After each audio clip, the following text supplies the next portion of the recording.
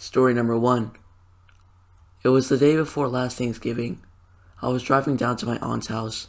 We were having a huge family gathering. My grandparents, parents, aunts and uncles from around the country, and my cousins. Most of them I didn't even remember. Most of them I had seen from when I was younger.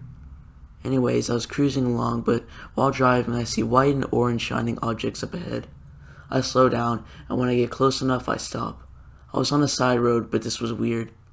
I wanted to get there as fast as I could. My headlights illuminated traffic cones blocking my path.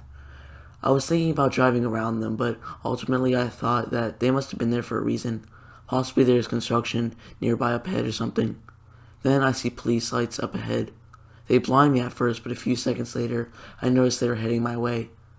The policeman stops just ahead of me. He gets out of his car and walks over. I lower my window and ask him what's wrong. He wanted to see my license and registration. That's when I noticed he didn't have a badge. I figured that was for a reason though, and I complied. After I obliged, he checked my wallet, examined it for about 10 seconds, then suddenly he put out his gun on me. I froze and put my hands in the air.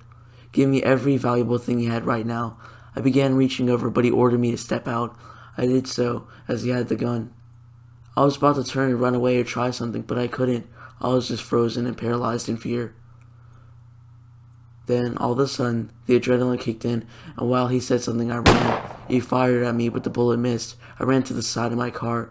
I grabbed the gun and kept it in the backseat pouch. He fired again and missed. Then I whirled around and shot him in the side.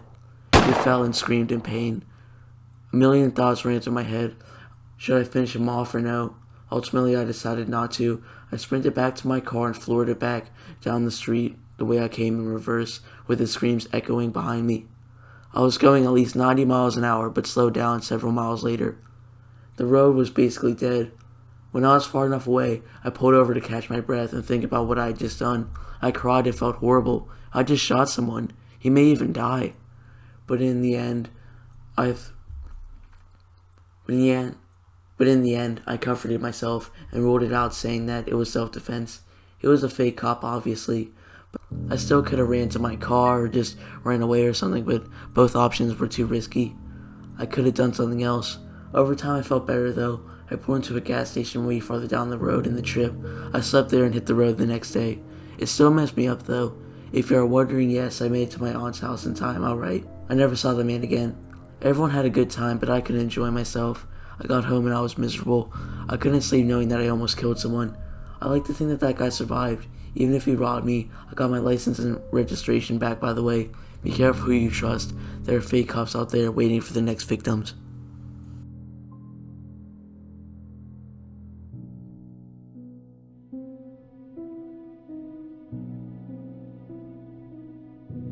Story number 2.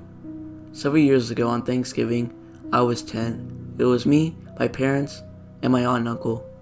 Everyone else lived far away. Right before dinner, my mom noticed that we were out of milk and told my dad to go get some.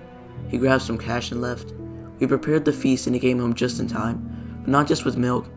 He put the milk in the fridge and showed us a man that we had never seen before. He was at least in his 30s, dirty with a long beard and hair.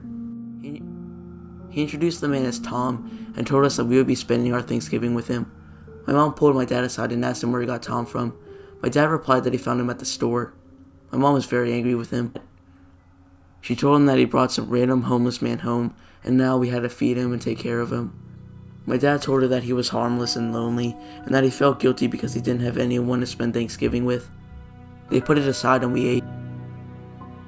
We tried to enjoy it, but it was hard with Tom being there, if that's even his real name. It just felt so awkward. All of a sudden, Tom got up without asking to be excused and walked towards the bathroom. The second he was out of sight, my mom lit into my dad and they started arguing.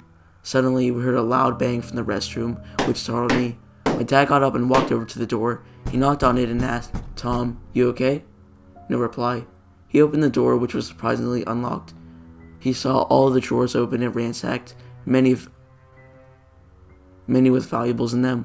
Tom was nowhere to be found, but the bathroom window was open. My dad told us, and my mom went from angry to furious. This was the most angry I've ever seen her. She screamed at the top of her lungs at my dad. At least half her jewelry was gone now, and a lot of cash in the drawers was missing. My dad lost one of his watches that was a present for him. It costed $300. Tom had stolen all of our valuables and took off. My mom screamed and cried, but eventually calmed down. Obviously, no one was in the mood to eat, and this trashed our mood pretty hard.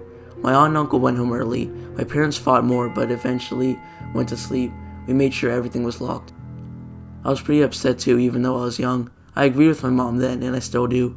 It's stupid to invite some dude you don't even know out the streets, and then ask him to spend Thanksgiving with you in a house full of valuables. In the end, Tom never came back and was never caught. We didn't call the cops because we figured they wouldn't be able to do anything. Lesson learned for us. We had to learn it the hard way, and I hope no one else has to.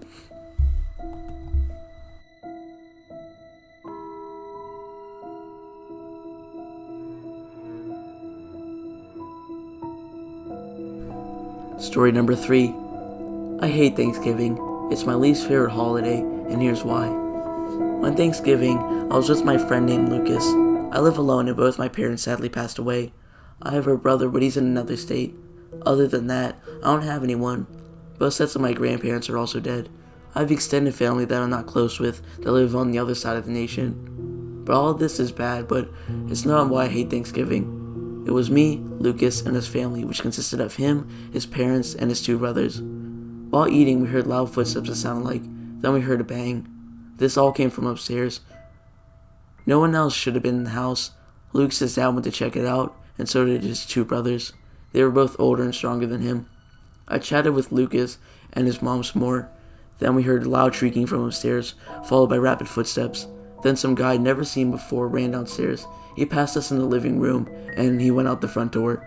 Right before he left, he turned and gave us this creepy look. Only for a second, then he turned and booked it. Apparently, Lucas's dad and brother went up to his mom's room where they heard the noises. They opened the door to see the man, dressed in a black coat and sweatpants, and they knew that he was the intruder since they'd never seen him before. Lucas's brother charged at him, but the man held a knife. Lucas's brother charged at him, but the man pulled out a knife. They didn't know that he was armed. He stabbed him and took off. The others let him go because they knew that he had a knife. They called the police. Lucas's brother was taken to the hospital. Luckily, they removed the knife safely. He lived to tell the tale and made a full recovery. He still has a scar from the surgery, though. We gave the best description that we could, but with no luck. The guy was never found by police. We thanked them, and they went on their way. Long story short, Thanksgiving was ended. They went to bed, and I went home. Everything is good now. I'm still scared and paranoid that the man will break in and come again, but so far I haven't had to see him again. I still chat with Lucas and his family almost daily, but this Thanksgiving I'm not going anywhere or doing anything. I'll just enjoy the time off work. And that's the story of why I hate Thanksgiving so much, and why it's my least favorite holiday.